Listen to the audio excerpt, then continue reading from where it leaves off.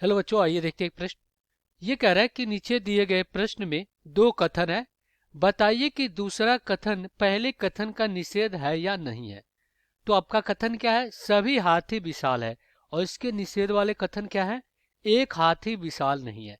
तो चलिए हम क्या करते हैं, सबसे पहले यहाँ पे मुख्य अवधारणा लिखते हैं। मुख्य मुख्य अवधारणा। तो ये क्या होगा इस प्रश्न के लिए? तो देखिए देखिए हम निषेध कैसे लिखते हैं किसी कथन का। निषेध का मतलब क्या होता है कि उस कथन का विरोध करना। अगर कोई कथन दिया गया है तो उसका विरोध करें तो वही क्या होता है, आपका निषेध होता है, यानी हम उसको असत्य बताएं। तो जैसे मान लीजिए हमारे पास कथन दिया गया है तो उसको हम क्या करते हैं, पी लगा कर लिखते हैं।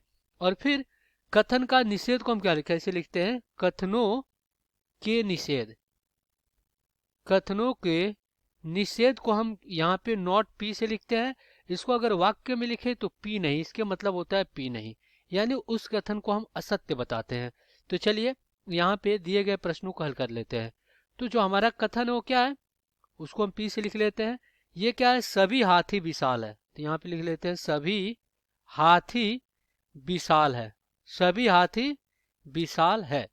अब इसका निषेध कथन क्या होगा? देखिए इसका निषेध कथन होगा कि सभी हाथी विशाल नहीं है। सभी हाथी सभी हाथी विशाल नहीं है। ये होगा आपका इसका निषेध।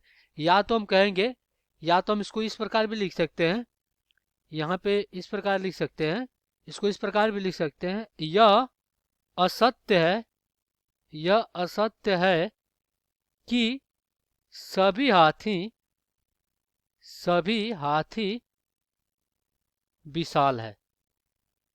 इस प्रकार लिख सकते हैं। इसको दो तरीके से लिख सकते हैं, इस प्रकार भी लिख सकते हैं, इस प्रकार भी लिख सकते हैं।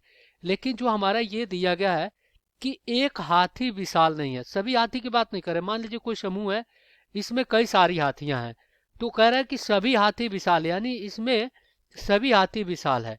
लेकिन यहाँ पे जो इसका निषेध है, इसमें कह रहा है कि एक हाथी विशाल नहीं है। एक एक की बात कर रहा है, सभी का नहीं।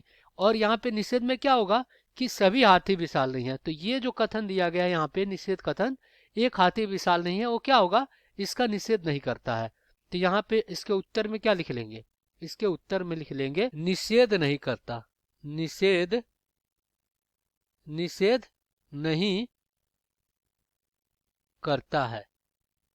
तो आशा करते हैं बच्चों ये प्रश्न आपको समझ में आया होगा। धन्यवाद।